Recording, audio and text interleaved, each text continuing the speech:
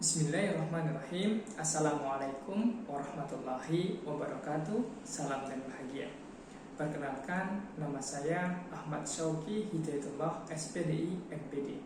Saya adalah salah satu dosen di Universitas Sarjana Wiyata Taman Siswa Yogyakarta pada program studi pendidikan bahasa Inggris, Fakultas Keguruan dan Ilmu Pendidikan.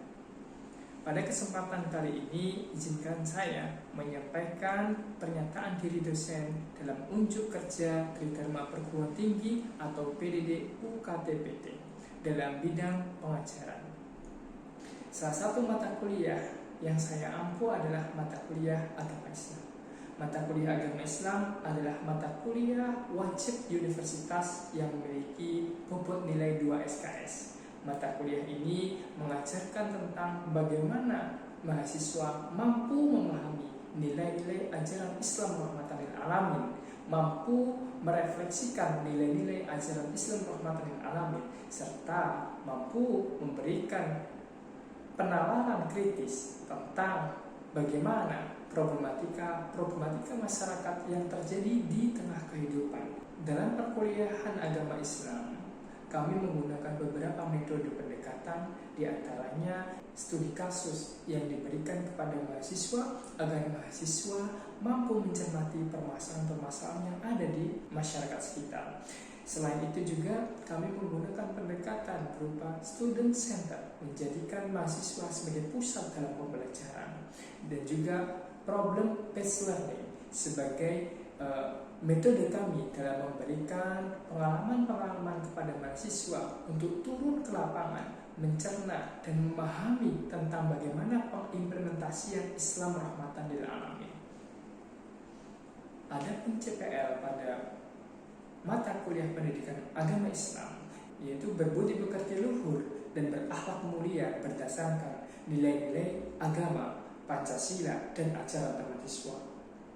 Dengan bernalar kritis melalui kolaborasi dan komunikasi secara bertanggung jawab, menjunjung semangat kebangsaan, kemandirian dan kewirausahaan, serta menerapkannya untuk memecahkan masalah dalam memajukan mutu kehidupan masyarakat berbangsa dan bernegara. Sedangkan untuk CPMK, kami membaginya menjadi 4 CPMK. Yang pertama yaitu berkarakter Islam rahmatan lil alamin dengan tetap mantap dan antap, dan yang kedua yaitu menguasai konsep dasar agama Islam, yaitu akidah, syariah dan akhlak dalam kehidupan sehari-hari sebagai wujud ketaatan kepada Allah Subhanahu wa taala. Sedangkan yang ketiga yaitu memecahkan permasalahan umat beragama dengan sempurna, dengan mengedepankan nilai-nilai ajaran Islam moderat yang inovatif serta memiliki keterampilan abad 21. Dan yang terakhir yaitu mampu menerapkan ajaran agama Islam secara kafah dengan mengintegrasikan ilmu, iman dan amal dalam kehidupan sehari-hari. Dalam pembelajaran agama Islam, untuk mencapai CPL dan CPMK, kami membuat beberapa materi-materi yang kami sebarkan dalam setiap pertemuan, diantaranya agama dan manusia, membahas tentang bagaimana hubungan agama dengan manusia, bagaimana agama mampu memperbaiki dan menjadikan manusia itu hidup dengan keadaan yang lebih baik. Dan yang kedua, Islam dan modernisasi kehidupan, mengajarkan kepada mahasiswa tentang bagaimana Islam mampu menjadi solusi di tengah permasalahan-permasalahan yang terjadi di era sekarang ini. Dan materi selanjutnya yaitu materi tentang sejarah peradaban Islam, mengkaji bagaimana para ilmuwan muslimin mampu membawa Islam ke zaman keemasan. Dan yang terakhir yaitu Islam rahmatan lil alamin sebagai materi penciri kami, yaitu Islam yang mengajarkan tentang kesetaraan, Islam yang mengajarkan tentang perdamaian, sehingga mahasiswa diajarkan bagaimana nilai-nilai Islam itu tumbuh dalam kehidupan sehari-hari dan menjadikan mereka insan yang sempurna. Selain itu, dalam penilaian pembelajaran agama Islam, kami menggunakan beberapa assessment yang diantaranya bersifat individu dan kelompok. Penilaian individu kami ambil dari beberapa tugas. Yang pertama adalah resume, yang kedua adalah presentasi, kemampuan bagaimana mempresentasikan hasil resumenya, dan yang ketiga ujian tengah semester. Dan selain itu untuk ujian atau untuk tugas kelompok kami membuat beberapa tugas. Yang pertama adalah presentasi makalah kelompok. Yang kedua, kami membuat proyek kelompok yang dimana dalam proyek ini kami meminta kepada mahasiswa untuk membuat sebuah video yang dimana video tersebut menjelaskan tentang bagaimana mahasiswa mampu menginternalisasikan Islam rahmatan lil alamin di tengah kehidupan modern. Luaran dari tugas kelompok ini adalah mahasiswa diminta untuk membuat film dengan tema membumikan Islam rahmatan lil alamin. Itulah deskripsi singkat yang bisa saya sampaikan terkait mata kuliah agama Islam. Selanjutnya, mari kita lihat bersama-sama video pengajaran mata kuliah agama Islam. Selamat menyaksikan. Bismillahirrahmanirrahim. Assalamualaikum warahmatullahi wabarakatuh. Waalaikumsalam warahmatullahi wabarakatuh. Semuanya sehat? Sehat. Alhamdulillah. Gak ada yang sakit ya? Kita mulai perkuliahan kita pada pagi hari ini ya. Mari kita bersama-sama awali dengan membaca suratul Fatihah. Bismillahirrahmanirrahim. Alhamdulillahi rabbil alamin. Ar-Rahmanir Rahim. Maliki yaumiddin. Iyyaka na'budu wa iyyaka nasta'in. Surah Al-Fatihah ini Allah berikan kelapangan bagi kita, ya, luaskan pemahaman kita, dan juga Allah mudahkan kefakihan bagi kita untuk mempelajari ilmu agama. Amin amin ya rabbal alamin. Baik teman-teman sekalian, minggu lalu kita sudah banyak mempelajari materi-materi yang sangat penting sekali dan urgent untuk kita pahami bersama dan kita implementasikan bersama. Di antara materi-materi tersebut adalah bagaimana Islam mengkaji, ya, meneliti dan membahas tentang aspek-aspek kehidupan, nilai-nilai moderasi, nilai-nilai bagaimana cara Islam menghadapi problematika-problematika zaman, baik dalam aspek ekonomi, politik, sosial maupun budaya. Islam memberikan tawaran solusi-solusi yang sangat menarik.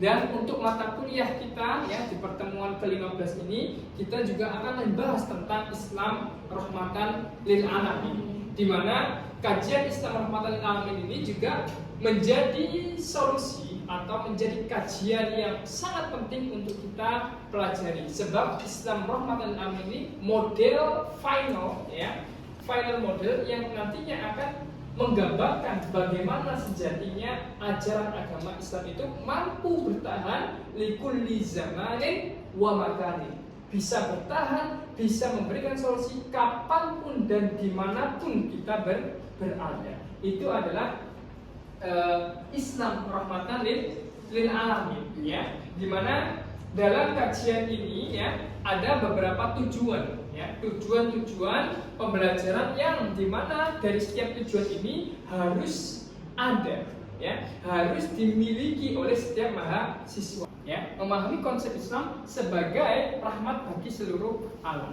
Jadi pemahaman konsep ini harus Anda miliki. Kedua, mengkaji nilai-nilai ajaran Islam yang universal dan inklusif, ya. Nilai-nilai apa saja yang diajarkan dalam Islam rahmatan lil alamin. Yang ketiga, yaitu mengintegrasikan, menghubungkan antara ajaran Islam dengan realitas sosial. Agar apa? Agar teman-teman mampu menjawab permasalahan-permasalahan yang terjadi di era sekarang ini. Dengan apa? Berdasarkan ajaran Islam. Dan yang terakhir, nah ini yang paling penting, ya, agar terbentuk, ya, perilaku mahasiswa yang toleran, inklusif, dan juga adil dalam berkehidupan di tengah masyarakat. Jadi Islam tidak hanya diajarkan secara tekstual, Islam tidak hanya dipahami secara akliyah, tapi Islam dan seluruh ajarannya harus diimplementasikan, mampu diaplikasikan dalam kehidupan sehari-hari. Di dalam Al-Quran, ya, Allah telah menjelaskan dengan tegas, dengan jelas bagaimana Allah Subhanahu wa taala menjelaskan kepada Nabi Muhammad SAW, yang dimana di dalam ayat ini, ya, Quran surah Al-Anbiya ayat 107, Allah menjelaskan Bismillahirrahmanirrahim, wa ma arsalnaka illa rahmatan lil alamin. Dan tidaklah aku mengutus engkau wahai Muhammad kecuali dengan satu misi. Apa itu? Memberikan rahmat bagi seluruh alam. Ini adalah landasan utama yang harus kita pahami, bahwa Islam itu betul-betul memberikan pembelajaran yang diberikan kepada seluruh alam. Memberikan rahmat dan kasih sayangnya itu tidak hanya kepada orang Islam saja. Ini yang harus kita pahami. Tapi kepada siapa, Pak? Kepada orang-orang non-muslim, kepada hewan, kepada lingkungan, kepada alam, dan kepada seluruh yang ada di alam semesta. Inilah indahnya Islam. Jadi kita tadi sudah mengkaji tentang definisi dari Islam rahmatan lil alamin. Lantas apa saja nilai-nilai yang terkandung di dalam Islam rahmatan lil alamin? Yang pertama adalah toleransi. Kedua, keadilan. Ketiga, kemanusiaan. Keempat, moderasi. Kelima, perdamaian atau salam. Dan yang keenam yaitu kepedulian sosial, ukhuwah wal maslahah. Siapa yang bisa membacakan surah, ya, An-Nahl ayat 90? Ya, silakan. Inna Allaha ya'muru bil adli wal ihsani wal ita'i dzil qurba wa yanha 'anil fahsya'i wal munkari wal bagyi ya'izukum la'allakum tadhakkarun. Artinya, sesungguhnya Allah menyuruh kamu berlaku adil dan berbuat kebajikan, memberi bantuan kepada kerabat, dan Dia melarang melakukan perbuatan keji, kemungkaran, dan permusuhan. Dia memberi pengajaran kepadamu agar kamu dapat mengambil pengajaran. Jadi dalam Quran surah An-Nahl di sana Allah mengajarkan kepada kita untuk betul-betul berlaku adil dan mampu mengambil sebuah pelajaran dari setiap kejadian. Moderasi, ya, atau wataniyah, nilai yang mengajarkan kepada kita untuk cinta terhadap tanah air, menjalin kerukunan antar agama, menjalin kerukunan antar umat yang berbeda-beda suku, sebagaimana yang ada di Indonesia. Oke, apakah ada di sini yang bisa melafalkan atau menyampaikan dalil dari moderasi atau wataniyah? A'udzu billahi minasyaitonir rajim. Bismillahirrahmanirrahim. Wa kadzalika ja'alnakum ummatan wasatan litakunu syuhada'a 'alan nasi wa yakuna ar-rasulu 'alaikum syahida. Wa ma ja'alna al-qiblata allati kunta 'alaiha illa lina'lama man yattabi'ur rasula mimman yanqalibu 'ala 'aqibaihi wa in kanat lakabiratan illa 'alal ladzina hadallah wa ma kana Allahu liyudhi'a imanakum innallaha bin-nasi laraufur rahim. Ya, kita akan bahas tentang problematika kehidupan kontemporer. Ya, jadi kenapa kita perlu membahas problematika, ya, di kehidupan kontemporer ini? Agar kita tahu bahwa sesungguhnya apabila nilai-nilai Islam rahmatan lil alamin itu tidak ditegakkan, tidak diajarkan, maka akan timbul berbagai macam masalah, ya. Di antara masalah-masalah yang terjadi di era sekarang, ya, pertama yaitu adanya radikalisme dan intoleransi beragama yang kita ketahui itu sangat banyak sekali terjadi di lingkungan kita. Yang kedua, adanya kemiskinan dan ketimpangan sosial yang banyak sekali. Kita lihat orang-orang miskin di Indonesia rata-rata mereka adalah orang-orang muslim. Dan selanjutnya ada krisis lingkungan dan etika ekologis yang mungkin sekarang ini sedang booming, ya. Bagaimana para gerakan-gerakan aktivis, ya, itu menentang adanya pertambangan ilegal maupun legal yang dapat merusak lingkungan seperti mungkin yang ada di Lacapat dan lain sebagainya. Baik, dari berbagai macam problematika ini, ya, coba saya ingin ada beberapa mahasiswa yang mencoba menjelaskan atau menganalisis situasi yang terjadi dari beberapa atau salah satu problematika yang terjadi di kehidupan sekarang. Siapa yang bersedia? Oke, silakan. Namanya siapa? Baik Pak, terima kasih atas kesempatannya. Nama saya Firda Fatima dengan NIM belakang 032. Baik, saya akan menjelaskan mengenai krisis lingkungan dan etika ekologis. Krisis lingkungan menurut dari perspektif Islam adalah tindakan yang merusak lingkungan, di mana Islam mengajarkan bahwa cerminan dari tindakan manusia adalah di mana mereka memperlakukan lingkungan itu dengan baik atau tidaknya. Jika kerusakan lingkungan terjadi, maka itulah cerminan dari perilaku mereka. Untuk melihat dari contoh Bapak yang tadi sampaikan mengenai Raja Ampat tadi, merupakan tindakan cerminan dari manusia itu sendiri, yang dimana tindakan-tindakan mereka merusak lingkungan, pencemaran udara, pencemaran air, kerusakan lingkungan, dan lain sebagainya. Terima kasih. Oke, baik. Oke, selain itu apakah ada lagi? Oke, silakan. Namanya? Nama saya dari Muhammad yang di Menurut saya dekadensi moral itu salah satu contohnya itu adalah penyimpangan seksual dan pergaulan mereka. Nah, seringkali anak-anak muda atau generasi muda yang sekarang ini mereka salah dalam menyalahgunakan pergaulan bebasnya, contohnya dalam seksual dan juga pergaulan bebas seperti pergi-pergi dugem, terus sering minuman beralkohol atau bergizi, itu kan sudah termasuk dalam pergaulan bebas. Islam menawarkan adanya konsep moderasi beragama, ya, pendidikan damai. Yang ini, ya, penting sekali untuk kita implementasikan dalam berkehidupan, juga dalam pembelajaran, baik di sekolah, masyarakat maupun keluarga. Ya. Yang kedua, ada yang ketimpangan sosial. Islam memberikan solusi, yaitu berupa apa? Zakat, infak, dan sedekah. Untuk apa? Agar orang-orang yang kurang mampu, ya, mereka mendapatkan perhatian. Jadi kita sebagai orang-orang yang kaya, ya, orang-orang yang punya uang, punya harta, maka ada sebagian dari kekayaan kita yang hukumnya wajib untuk dikeluarkan. Dan itu adalah hak yang dimiliki oleh orang-orang fakir miskin. Itulah bagaimana Islam memberikan perhatian, ya, kepada orang-orang yang kurang mampu.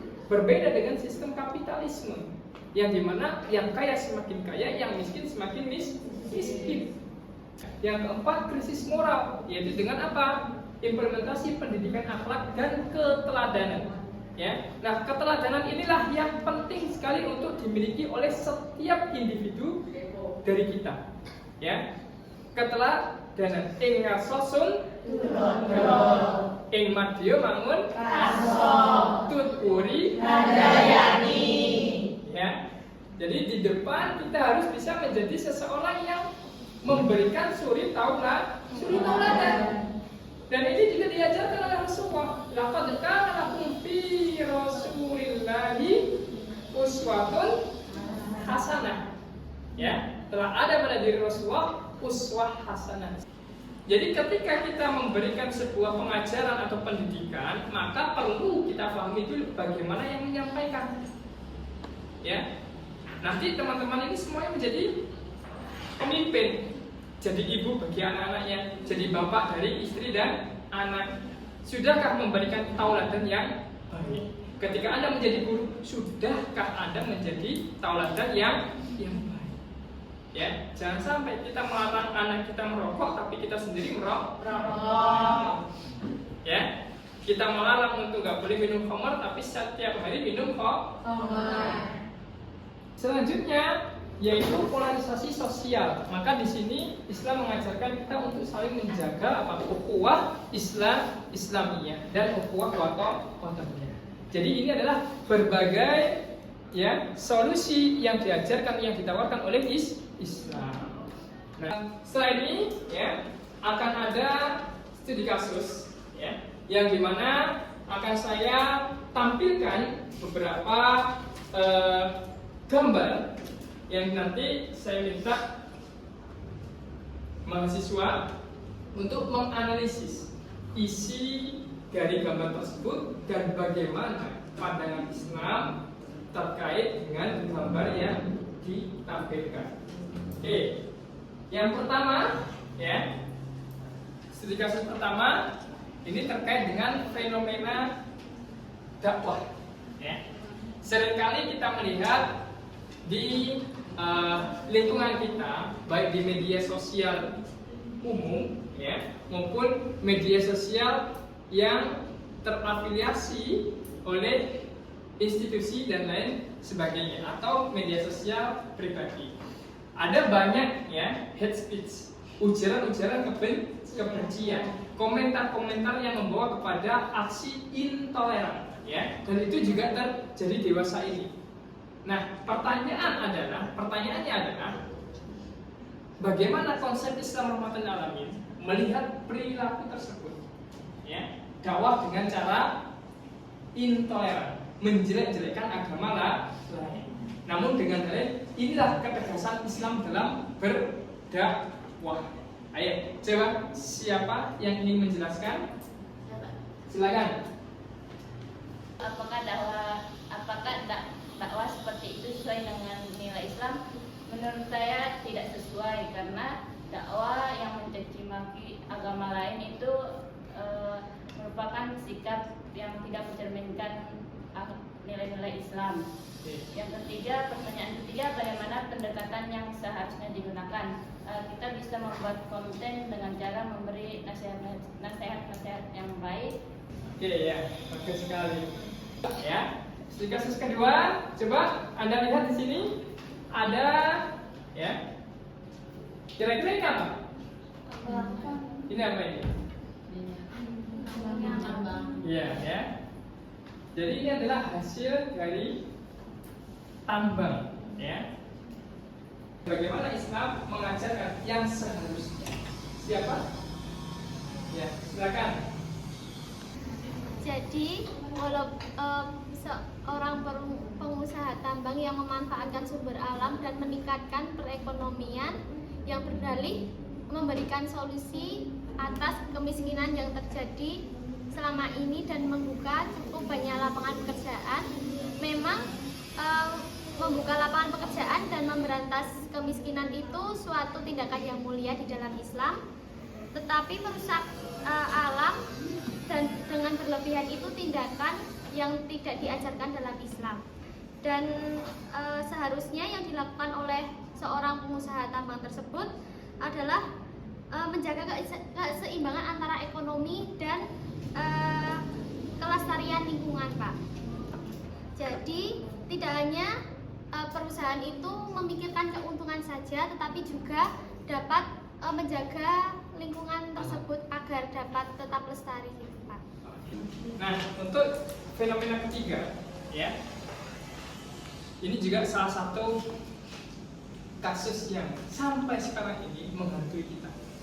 Melalui ilustrasi yang ada di gambar, bisakah saudara-saudara atau teman-teman mahasiswa untuk memberikan ya analisis singkatnya tentang bagaimana sebenarnya konsep Islam rahmatan lil alamin itu menjadi solusi ya terkait dengan fenomena kapitalisme ini.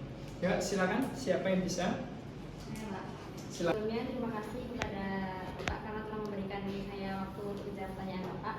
Di sini saya akan menjawab fenomena kapitalisme. Konsep rahmatan lil alamin dalam Islam berarti membawa rahmat dan kebaikan untuk seluruh alam termasuk manusia. Nah, Kapitalisme itu kan yang terdapat dalam gambar itu, dia itu orang kaya yang enak-enakan makan di atas penderitaan orang miskin. Itu enggak sesuai dengan prinsip Islam, Pak, karena prinsip Islam mengajarkan keadilan, tolong menolong, zakat, infak, dan kepedulian terhadap sesama. Apakah perilaku seperti digambar sesuai dengan nilai Islam? Menurut saya sangat tidak sesuai dengan nilai Islam, karena Islam mengajarkan untuk tolong menolong, persaudaraan, dan zakat dan infak untuk mengurangi kesenjangan sosial. Oleh karena itu, perilaku kapitalisme yang mengeksploitasi orang lain demi keuntungan pribadi bertentangan dengan nilai Islam. Dan yang pertanyaan terakhir, bagaimana pendekatan yang seharusnya digunakan? Pendekatan yang seharusnya digunakan adalah membangun sistem ekonomi yang adil dan berkeadilan sosial sesuai dengan prinsip Islam, yaitu yang pertama, menerapkan sistem zakat, infak, dan sedekah untuk mendistribusikan kekayaan secara merata. Yang kedua, menegakkan keadilan dalam hubungan kerja seperti upah yang layak dan perlakuan manusiawi yang bagi pekerja. Dan yang terakhir, mendorong kewirausahaan yang beretika dan bertanggung jawab sosial. Dengan demikian, sistem ekonomi yang dibangun tidak hanya menguntungkan segelintir orang, tetapi juga membawa manfaat bagi ke seluruh masyarakat sesuai dengan nilai rahmatan lil alamin. Begitu Pak jawaban saya. Ya, bagus sekali. Ini tepuk tangan. Tepat apa? Bagaimana pemerintah kita mampu membuka banyak-banyak lapangan pekerjaan. Selain itu apa? Pemberdayaan sumber daya manusia agar ia mampu bersaing dengan siapa? Orang-orang luar. Tidak, dan juga pemerintah juga harus punya kebijakan untuk membatasi imigran, ya, lebih memperdayakan warga lokal. Itu salah satu dari tips atau strategi agar kita itu tidak selamanya berkutat pada kemiskinan, pengangguran di mana-mana. Mau kerja nggak punya skill, ya kan? Mau punya skill gimana ketika lama tidak diterima? Roda kehidupan kita, ya. Nah, oke, baik teman-teman, setelah kita pelajari ya tentang Islam Rahmatul Alamin dan juga kita kaji beberapa studi kasus yang tadi sudah kita diskusikan bersama, maka di sini ada topik kajian diskusi tambahan ya yang nanti akan Bapak berikan kepada setiap kelompok. Dan di sini ya kita kemarin sudah bagi menjadi 5 kelompok. Untuk yang kelompok 1 mana? Kelompok 1? Oke, 1, 2, 3, 4, 5, 6 ya. Jadi nanti teman-teman kelompok 1 kalian akan mendiskusikan tentang Islam dan toleransi antar umat beragama di Indonesia ya. Kedua, mana kelompok 2? Oke, kelompok 2 tema menanggulangi radikalisme mahasiswa melalui pendidikan agama Islam ya. Dan begitu juga dengan kelompok-kelompok yang lain ya, kelompok 3 sampai kelompok 5, maka tolong ini didiskusikan ya, dijadikan sebagai bahan diskusi dan nantinya akan dipresentasikan di pertemuan selanjutnya. Dan yang selanjutnya di sini Bapak berikan tugas ya. Nah, tugasnya berupa apa? Nah, ini ya. Dari tema problematika tersebut, di sini teman-teman diminta untuk turun ke lapangan, ya. Kan kita sudah belajar di kelas untuk apa? Menambah apa? Wawasan, ya. Konsep, pemahaman konsep kita sudah pelajari di kelas. Nah, selanjutnya saya ingin teman-teman punya pengalaman, ya. Bagaimana sih, ya? Peran mahasiswa, ya, apa yang bisa Anda lakukan melihat banyaknya problem-problem yang terjadi. Adapun outputnya nanti saya minta teman-teman membuat isi ya 2-3 halaman dan dipresentasikan di kemudian hari. Oke, baik. Ada pertanyaan? Belum ada?